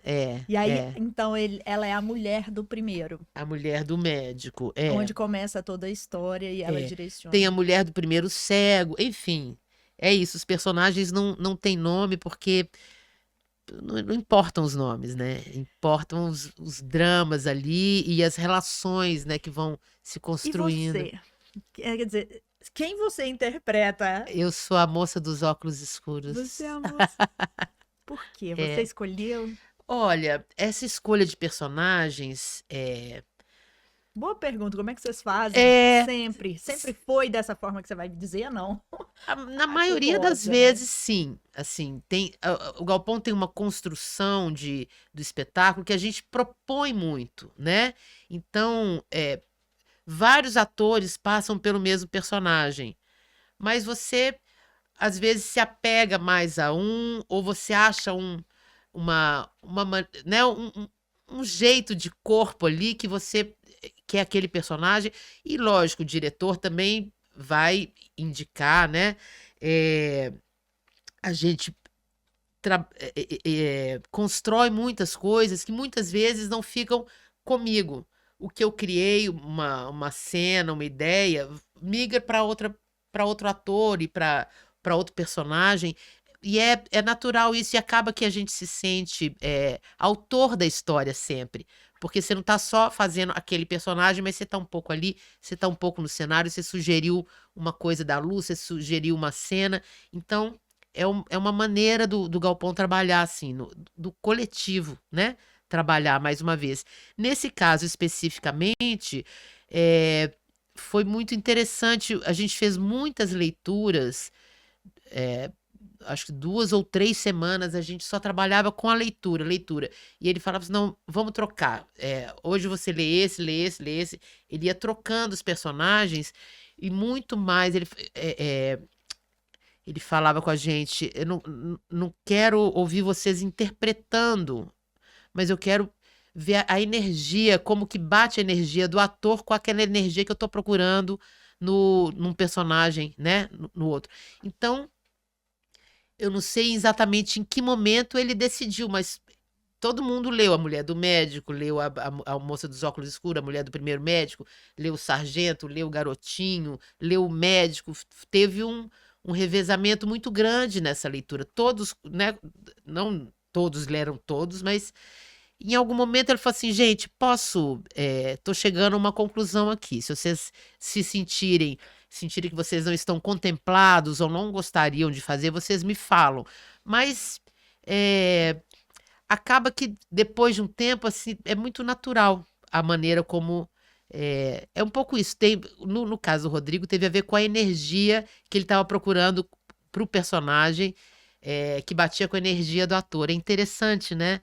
Não é um physique de rôle, não é uma imagem, não é uma voz, você achar uma voz para aquele personagem. E funcionou, né? Porque, Muito. olha só, Ah, a Paty, do site Articult, sim. ela falou que a Lídia Del Píquia. Picchia, falei errado na Não, introdução. falou certinho. A Lídia Del Picchia parece apresentar a própria alma. Ela explode em cena. Ah, E que acho lindo, que ao obrigada. mesmo tempo é você que parece que convida todo mundo a ir pra fora. É isso? Tem essa conexão? Desculpa, gente, spoiler de novo. Não tenho como perder Não, essa oportunidade. é Quer dizer, difícil falar assim da gente em cena, né? Ainda mais um espetáculo que a gente estreou tem pouco tempo, assim. Fizemos a temporada em Belo Horizonte, fizemos no Rio, duas temporadas gloriosas, e fomos a Porto Alegre e aqui. Então é, a gente ainda está aprendendo também essa energia do espetáculo e como diferentes públicos, porque cada cidade recebe de um jeito diferente também, né? É muito bonito quando o espetáculo começa a ter uma carreira assim de viajar, de ir para lugares diferentes, mas eu acho ainda assim, seria prematuro eu te dizer sobre isso. Mas é através da minha voz, mas não sou eu que convido, né? Ali, naquele final, realmente um grande coletivo que se forma. já não é mais o personagem. Não, Que é não uma é. grande característica do próprio livro, que ele faz tudo isso, ele individualiza, né, as Sim, crises, sim. gera o conflito para demonstrar que o grupo funciona. E ali, Exatamente. então, olha, ali então não é mais a mulher dos óculos escuros, e sim é o grupo. Show, Exatamente. maravilha. Eu vou ter que falar, lá no seu Facebook, eu acho que foi no seu Facebook, tem uma pessoa que foi te dar parabéns. Eu até tinha anotado o nome dele, gente, mas eu não tô achando agora. Ele comenta do tamanho do berro que você dá para convidar o pessoal a sair. E ele falou, e ele tava te dando parabéns e comentou do Minha berro voz às vezes num é sem educação. comentário. Cara, eu tô curiosíssima para ver essa voz, porque eu tô entendendo que ali naquela voz o recado do Saramago tá sendo dado. O grupo teve voz por meio de uma única voz. Olha que bonito, né? Mas assim, o spoiler é um pouco isso, a gente começa a imaginar, né? Já começa a pensar, criar expectativas, mas não é uma única voz. Ah, Com não. certeza. Não, não é. Mas o primeiro é seu. Não podemos dizer, gente, vamos assistir. Não sei, vamos lá, Vamos vamos assistir, ver como é vamos que é. Não, porque senão começa a criar uma expectativa. Cadê? Quando é que vem? Como é que é? Não, calma, calma. Mas é bonito isso, assim, esse trabalho, né? Quer dizer, o trabalho do Galpão, eu tenho um prazer enorme. Eu sou uma pessoa que tem muita sede do coletivo, assim, eu me sinto muito bem no trabalho. Não sei se eu conseguiria ser cantora solo, atriz solo, solos, né? Eu tenho uma necessidade do outro, assim, de falar com o outro, de trocar com o outro, e de admirar. E esse espetáculo, assim, o Galpão tem muito isso, e essa construção foi muito bonita um ensaio, do nosso ensaio sobre a cegueira, porque a gente está em cena o tempo todo, mas a gente não está no foco o tempo todo, né? Impossível. E nem o coletivo está em foco o tempo todo. Tem um momento mas essa possibilidade da gente assistir os colegas em cena também é tão lindo, todos os dias. Eu assisto a Fernanda, eu assisto o Paulo André, eu assisto o Eduardo, eu vejo a Inês, a Simone.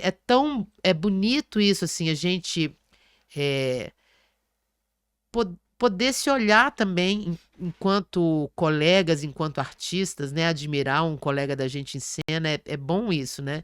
Isso me dá uma. E isso vai criando também essa força do coletivo, né? Porque estamos todos, não sou só eu que estou assistindo, né? Todo mundo está se vendo ali e está juntando forças, né? Juntando, criando uma energia ali muito bonita que explode no final. Maravilha. E a peça, ou seja, vocês vieram fechar o primeiro festival de Aham. inclusão e acessibilidade do Que Triângulo bonito, Mineiro, né? Que chamado lindo. Todos em Cena, da Uberlândia na Rota das Culturas. Tenho que agradecer o Carlinhos por ter Aham. produzido, te trazido até Nossa, nós. ele falou com a gente já tem meses, não, vocês vão a Uberlândia, a gente não tinha data, o festival não estava certo ainda a data que tinha, não, vai dar certo, vai dar certo. Ele batalhou mesmo, foi bem, bem legal, assim, um grande responsável. A cegueira na peça não é uma cegueira física, é Exatamente, uma outro tipo de cegueira. é, Mas por que que é uma você, alegoria quase, né? É. por que você acha que vocês foram escolhidos para fazer esse encerramento de um festival de inclusão e acessibilidade? A gente não trata assim, especialmente nessa adaptação, a gente não trata da cegueira física, né?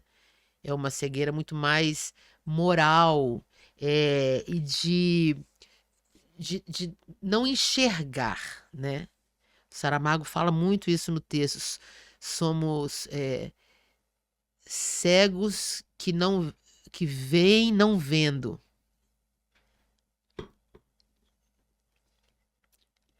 Que já éramos cegos muito antes, né? Maravilha. Então é uma cegueira de não querer enxergar, de não ver o outro, né? Não ver, não conseguir ver o mundo, enxergar o mundo, de, de se fechar nesse sentido, né? E do individualismo.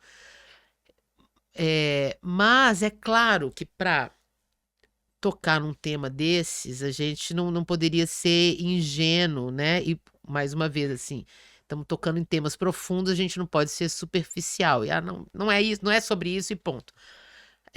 A gente teve um outro spoiler, assim, tem pessoas que participam da, da peça com a gente, vocês já devem ter visto imagens, né? Que Até se compra o ingresso, né? É o quê? O Sim, o ingresso experiência, experiência, até para se pode comprar. participar do espetáculo. E essas pessoas que participam, são 14 pessoas por sessão, elas ficam vendadas. Elas sim estão completamente. é, a experiência delas é sensorial também, né? E é muito maluco, porque no momento que a gente coloca a venda nas pessoas, e nós também passamos por essa experiência durante, né, os primeiros ensaios. É muito doido, porque a gente perde a visão e perde a escuta, e perde o equilíbrio, e perde o senso de direção. A gente perde vários sentidos, né, na hora que é privado da visão. Porque a gente está, eu acho que muito habituado também com esse. é, um sentido muito impositivo, né? O da imagem e o de ver e de dominar as coisas pela visão. Então a gente teve essa experiência de não só de se vendar, de ficar sem enxergar, mas também de como conduzir essas pessoas que estão vendadas no palco. E a gente teve a assessoria de dois meninos, o Gabriel e o Oscar, que são deficientes visuais em Belo Horizonte, participaram nos ajudaram né, nos ensinaram como conduzir as pessoas, como falar, como tocar, e fizeram ensaio, ensaiaram junto com a gente, fizeram parte desse corpo, né? Foi muito importante, eu acho que. E pela primeira vez, lá em Belo Horizonte, já há alguns anos, a gente trabalha com Libras, né? Em todos os nossos espetáculos, não todas as sessões, mas todos os espetáculos, todas as temporadas têm sessões com Libras. Mas com audiodescrição foi a primeira vez que a gente falou, não, gente, por mais que isso não seja uma cegueira, né, física, que a gente esteja falando, uma cegueira biológica, é importante que a gente tenha audiodescrição. E a gente, pela primeira vez, tivemos várias pessoas que foram assistir e participaram da audiodescrição, e foi tão bonito, muito emocionante mesmo, assim, você ver, tipo, na penúltima sessão, assim, na última semana, tinha duas meninas na plateia, mas que elas riam tanto do espetáculo inteiro, se deliciavam. E a gente falou, gente, o que será que está acontecendo? Por que elas estão rindo tanto? Depois nós entendemos que elas estavam com fone e que era um prazer, era um deleite delas, assim, de alguma maneira se verem também no palco, né? Se sentirem ali. E é um cuidado, uma atenção que a gente descobriu muito tardiamente, né? Que nós, as pessoas que dominamos esse mundo,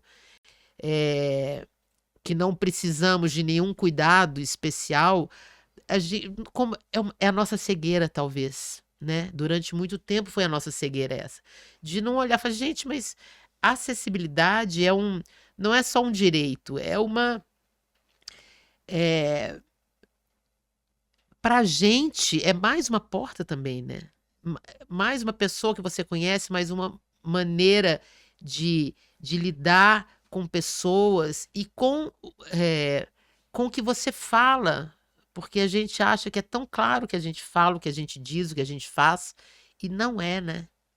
Para muitas pessoas não é. Então, ampliar essa maneira da gente atuar, né? Não atuar como atores, mas atuar na cena artística, na cultura.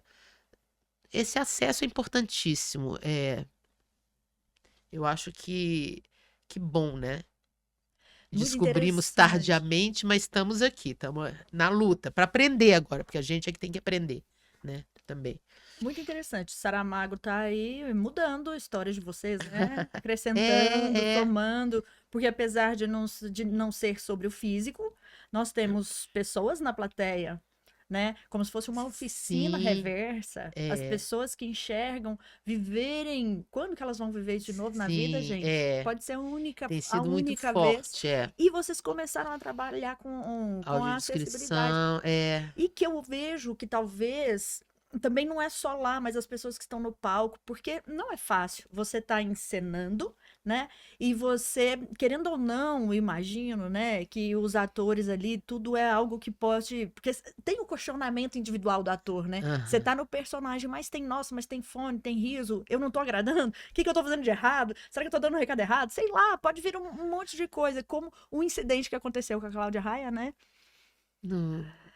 Que tinha uma pessoa cega na plateia. E aí ela disse que não sabia que tinha audiodescrição. Sim. E aí ela meio que chamou a atenção da pessoa. Pra ele parar de olhar no celular, porque ele tava de fone e tava muito próximo, né? Ali. Sim, Ele sim. tava acessando a acessibilidade Sim. via celular. Então, eu acho que o recado que fica, ele é positivo no seguinte sentido. Precisamos de mais audiodescrições. De saber. E de saber das precisamos, coisas, né? precisamos, no palco, eu começar a lidar com essas interferências que até então não existiam. E é tão bonito no começo, antes da gente começar a gravar, que eu estava falando com você de outros espetáculos que têm me chamado a atenção, né? De um coreógrafo argentino que mora em São Paulo há muitos anos. tive a sorte de trabalhar com ele, Luiz Arrieta, que fez um espetáculo com bailarinos com mais de 80 anos. O espetáculo se chama Corpos Velhos, para que servem? Nossa Senhora, chocante. Ai, eu não consegui assistir esse espetáculo. O dia que eu fui assistir, teve uma chuva, enfim, o espetáculo foi cancelado. Mas são tantas coisas que a gente não dá atenção. Tem Clara Kuttner, tem um trabalho, ela é do Rio de Janeiro. O espetáculo também a gente cruzou, desde que ela estreou, e a gente estreou o Cabaré, nem sai sobre a cegueira antes, né? Que a gente cruza com ela em vários festivais, mas a gente está sempre junto e não consegue assistir, que é O Meu Corpo Está Aqui, que é com pessoas com deficiência. Tem uma pessoa surda, uma pessoa em cadeira de rodas, assim, tudo que eu já vi do espetáculo, que eu já ouvi falar do espetáculo, me traz não só uma curiosidade, mas, gente, que coisa linda, né? Eu assisti. Você assistiu? Assisti. Ai, meu A Clara Deus. teve aqui, gravamos com ela semana passada. Não é mesmo? Gravamos com ela semana Gente, Clara, passada. eu vi, que dia é hoje? Foi lindo. Sábado eu vi um trabalho dela. Ela veio com outro... Um grupo de dança. Pois é, exatamente. esse eu vi. Movimento Escuta. Movimento de Escuta. Movimento de Escuta, ela veio agora. E exatamente, eu me lembrei por causa disso, você falando de que cria o reverso, né? Eu achei uma experiência incrível esse trabalho, porque a gente entra no teatro e recebe um protetor auricular. Falei, gente, interessante, né? Eu jamais pensaria isso. Eu entro no teatro para ouvir um espetáculo de dança, deve ter música, mas não, eu vou tampar o meu ouvido.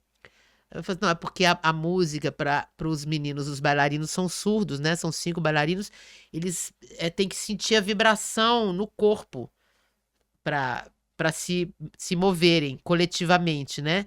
Então a música é muito alta, então a gente bota. É uma inversão e muitos momentos sem música, né? Um silêncio, eles dançando no silêncio. Aí você fala assim, gente, óbvio, a dança, ela não prescinde da música, ela precisa do movimento, não do som. Perfeito. Super legal. Foi muito uma experiência, e assim, é bom a gente entrar nesse caminho, entrar nesse pensamento, né? Sim. Porque é todo um novo mundo, assim, que se abre pra gente, porque é isso, a gente acha que o mundo tá dado, que é isso aqui, de repente você olha e fala assim, não, gente, não é só isso, não é bem assim, não é assim para todo mundo, então vamos, né, como que o ser inclusivo, né, incluir mais pessoas, é a gente também se incluir em mais lugares, Perfeito. isso, né, é mão dupla, assim, não é uma coisa só pelo outro, né? Mesmo que fosse só pelo outro, já era, né, a empatia, uma coisa tão importante, tão forte, mas também é por nós, assim. A gente também não tá percebendo muita coisa, né? Perfeito. Não, e eu até falei, ela estava aí sentada nessa cadeirinha aí. Ah, que delícia. Usando esse microfonezinho Beijo, aí. Clarinha. E eu até estava falando para ela que, salvo engano, esse espetáculo que você citou, Meu corpo ainda está aqui. Meu corpo está aqui. Meu corpo, Ele foi o que deu a força motriz para esse festival que você está aqui hoje. É mesmo? Porque que legal. aconteceram algumas, assim, né? É muito forte um espetáculo, né? É genial. Como eu falei para Clara, eu estava com um amigo meu que ele nunca vai no teatro e ele chorou nesse espetáculo. Eu nunca imaginaria que ele choraria. E aí foi criado. Nós vamos receber o Carlinhos aqui para falar sobre o festival. Eu acho que vamos ver se é isso mesmo. Eu posso estar enganada, mas vamos ver se é isso mesmo. Agora, quando a gente está falando, né? A gente está falando do movimento escuta, da vibração, da questão da surdez, e aqui a gente está na cegueira, né? A gente está na cegueira branca, na cegueira súbita e na cegueira contagiosa. O que me parece que eu li que vocês pegam o holofote toda vez que alguém é contaminado no palco, o holofote, pá, joga o holofote branco e as pessoas tem umas da provocações, plateia, é proposital. Tem umas provocações, assim. Lógico que a gente não dá conta de tudo, não é um espetáculo sensorial, assim. Mas a luz também segue e tinha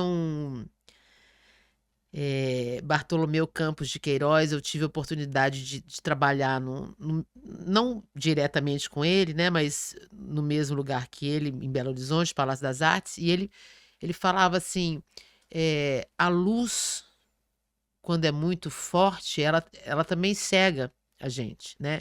Ele falava assim, às vezes a gente está olhando para o óbvio e não está enxergando, porque a luz é forte demais e ela nos cega, né? Então, é, é, são uns recursos que a gente usa, né, técnicos assim, de, de alguns momentos de escuro, ou alguns momentos de jogar a luz na plateia e assusta, né? Ai, cega a plateia nesse sentido. São recursos técnicos, criativos, artísticos que a gente vai experimentando e vai jogando, porque eu acho que eh, esse nosso ensaio é um grande jogo que a gente faz em cena, assim, entre nós, com o texto, com os personagens, com a plateia, com essas pessoas que sobem para a cena, e é muito legal que cada vez mais a gente tinha muito cuidado, a gente tem ainda, né? Muito cuidado com essas pessoas, porque elas não sabem a história, o que vai acontecer. Podem até conhecer a obra, né? Mas como a gente está conduzindo a história, então a gente tem muito cuidado para que elas não se machuquem em cena, né? Eh, não se sintam agredidas também, né? Mas no início a gente era um pouco assustado, assim. Ai, meu Deus, a pessoa, ai, andou. Não, aqui, cuidado, não pode, vai trombar. Ai, tinha uma preocupação, né, muito grande. E à medida que a gente vai se habituando com essas pessoas em cena também, elas vão tendo mais liberdade também em cena. Então é bonito isso. Esse jogo também vai se expandindo. É isso, nós estamos nesse processo ainda Você já, de entender essa peça. Que peça é essa, né? você já encontrou, depois que você começou a guiar no palco, se você já encontrou com uma pessoa cega que você precisou guiar e se sentiu, nossa, Olha, agora eu algumas consigo pessoas. saber fazer Ah, não, fora de fora cena? de cena? Não, não. Mas assim, algumas pessoas cegas participaram dessa experiência, Subiram né? e não usaram venda, ou usaram porque de repente era Usam baixa venda. visão, de qualquer Teve no Rio jeito. agora, eu converso com as pessoas antes, né? Para dizer o que vai acontecer, enfim, para que não haja dúvidas, assim, se elas não se sentirem à vontade, né? De falarem com a gente também. E eu falei, "E vocês vão receber uma venda, vocês vão estar vendados no palco." Ela falou comigo, eu já sou vendada há 15 anos, eu preciso usar essa venda também? Não. Eu falei sim, sim, porque é um adereço do espetáculo. Não é só para tirar a visão, né? É uma linguagem do espetáculo para que a plateia leia também, né? E você acha que teve diferença de interpretação dela, que já estava há anos usando a Não, Avena, para as outras, da forma do recado não, que vocês queriam dar para quem participou da não, experiência? porque o estar em cena também é uma novidade para essas pessoas, né? Não é só é, elas não estão no comando ou no seu habitat natural, né? Eu sei para onde eu vou, eu sei o que eu quero fazer, elas estão sendo conduzidas por nós o tempo todo, né? Então tem se mistura muito, assim, não tem essa expertise, né? Pode ser que ela fique mais à vontade, lógico, do que pessoas que estão sendo vendadas pela primeira vez e com medo de cair, né? Ou vou tropeçar, ou o que vai acontecer. Mas é, em cena todo mundo se mistura, assim, e se misturam com a gente também, é bem legal. Eu vou fazer aqui uma pergunta do pessoal da Alma Literária. É uma professora da Letras da Universidade Federal de Uberlândia, Fernanda Silvestre, e a sócia Ana Cristiana. Elas mandaram uma perguntinha, posso fazer? Lógico. O romance Se eu apresenta, vou saber responder, não sabemos. o romance apresenta situações em que a ajuda mútua se torna essencial. Como pensar num diálogo com a luta pela autonomia e acessibilidade de pessoas com deficiência no mundo real. Não sei se eu entendi bem a pergunta. Ah, bom, não é sobre o espetáculo, né? Começa a gente falando da como pensar. Como pensar num diálogo com a luta pela Ah, autonomia sim. e acessibilidade das pessoas com deficiência no mundo real? Sim. Eu acho que era um pouco isso que a gente está falando, né? Já estávamos falando agora há pouco, assim, de que eh, e o médico, né, o personagem do Eduardo, o médico, fala isso. Exatamente, vou repetir. Já éramos cegos antes. É o não olhar para o outro, né? Eu acho que todos nós precisamos acordar e voltar a enxergar ou começar a enxergar o outro, né? Eh, tem nesse processo a gente viu um videozinho de internet assim, eh, que é um pouco esse mundo inverso, assim, como seria o mundo se ele fosse criado pelas pessoas que têm deficiência visual, auditiva. Então, eh, todos os livros são em braille, ou as mesas são em tamanhos diferentes. Então, é a gente não se adaptando a esse mundo, porque um mundo que é feito a partir da nossa prepotência, assim, né, de que o ideal, o padrão, né, eh, ele não serve para todo mundo. Ele não serve para todo mundo. Então, acho que somos nós é que precisamos, somos nós é que estamos cegos nesse sentido, assim. A gente é que não vê e se recusa, né? A gente continua se recusando a ver. Então, a gente tem que enxergar para incluir o outro e para se incluir em novas experiências, você tem que olhar para o outro primeiro, né? A Cris Munhoz, que também sentou aqui com a gente, Ah, é muito interessante você falar do livro, de um livro que todo mundo possa ler. Ela fez um livro com todos os tipos de acessibilidade, sim, e é muito interessante ela falando que o que ela desejou em fazer esse livro era que todos poderiam sentar e ler junto. sim, E acho que talvez é um aham. pouco disso, né? É, exatamente. Né? Eu fico pensando se de repente essa nossa busca, esse desvendar ou vendar, né? Se isso na realidade não é uma busca eterna, não é no nosso dia a dia, né? Porque de repente hoje eu não sou vendada para algo, mas sou vendada para o outro. Amanhã eu teoricamente chegou a hora de eu desvendar. E se de Sim, repente isso não é um movimento natural humano? E que de repente a gente não está aqui embaixo justamente para isso.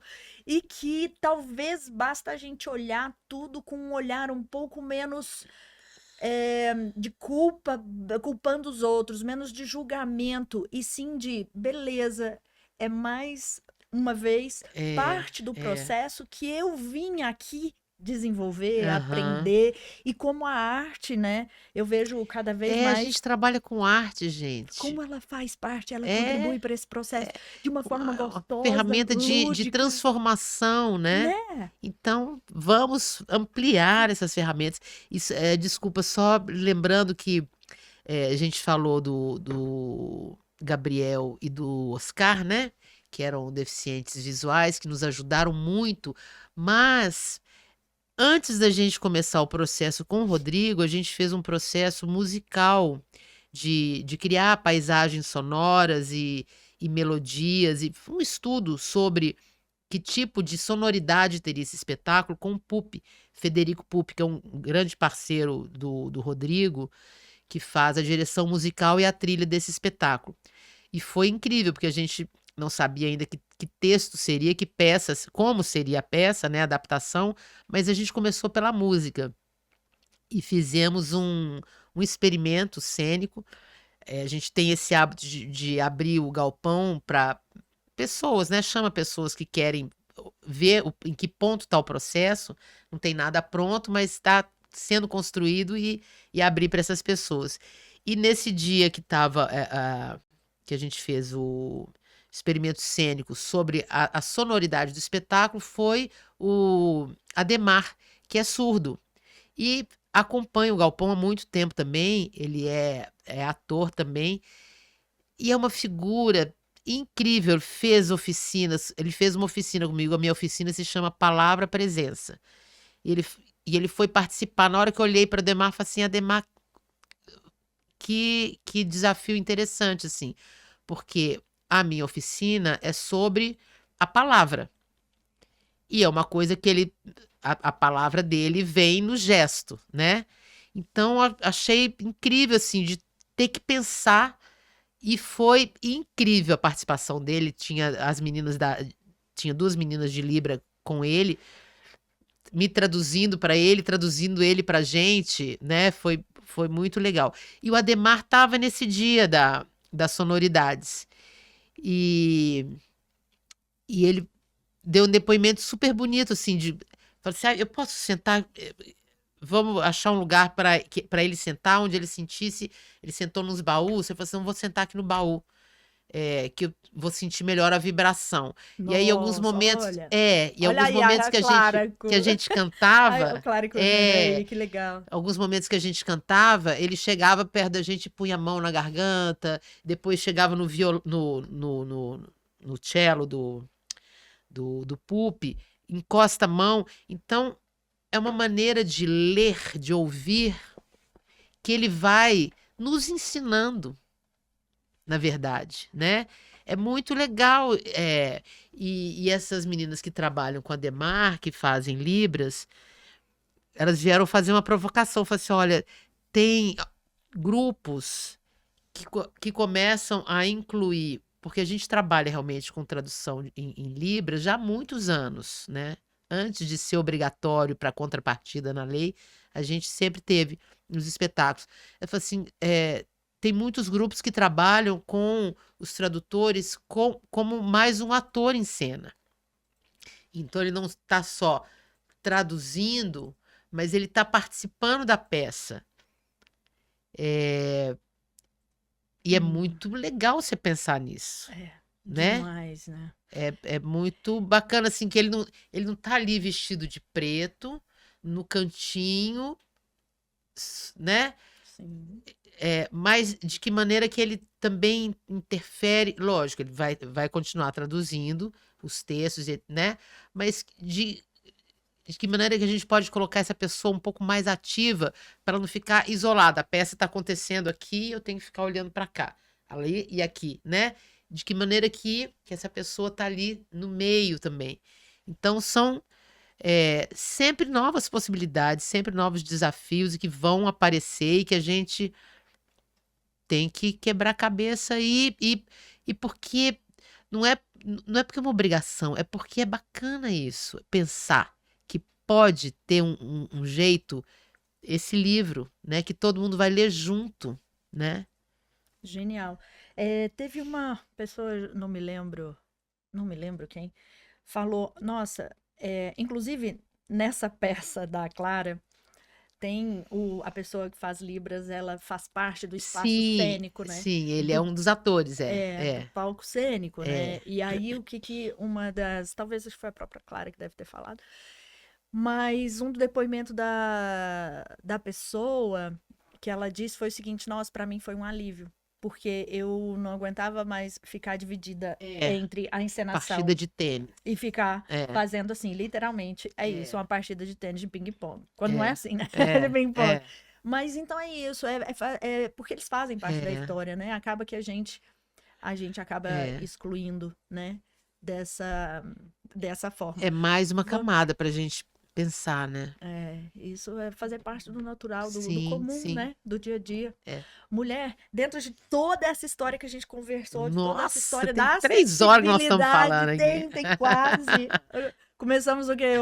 Um pouco depois das 6h30, são 20h23. Preciso te liberar, né? Nossa. Amanhã você sobe em cena. Mulher, nossa, tem algo que vale a pena da gente ainda trocar ideia? Ou esquecemos algo Vale a pena importante? tudo, né? Posso te Vamos convidar continuar horas para aqui. você voltar, porque eu queria tanto falar da Claro, Lídia. Não deu claro. tempo, tanto falar da sua história, dos seus prêmios. Não deu tempo. Sim. Tá convidadíssima. Muito obrigada, gente. Mas é isso, sim. O tempo, como o tempo passa quando a gente se diverte, Não não é? é? Olha, muito, muito obrigada. Obrigada a você, Eu vou querida. E dedicar. parabéns, né, por esse podcast. Parabéns ao festival. Que iniciativa Do bacana, Festival do necessária, Caminhos. bonita, né? É, Muito legal, muito bom, é. muito bom. E eu vou dedicar isso aqui aos estudantes de teatro, porque assim, um dia como eu, nunca imaginariam que estariam aqui sentados, né? Então eu queria aqui dizer que todo esse gostinho, esse nervosismo que a gente fica aqui, que vai para que todos se sintam aqui sentados e que um dia eles alcancem os sonhos deles, sendo um galpão, né? Sim, Sendo o que eles queiram ser. sim. Muito Do obrigada. tamanho que eles quiserem, né? Exato. Muito obrigada por fazer história nesse Brasil, Oh, história amor, nesse obrigada. mundo. Gratidão a todos que iniciaram esse Obrigada por grupo. estarem juntos, né? Com a Amém. gente também, todo mundo junto, Muito obrigada pela É o presença de coletiva vocês. que salva mesmo, Amém. não é? Cadu. Vou ter que liberá-la, gente. Beijo. Obrigadíssima. Obrigado.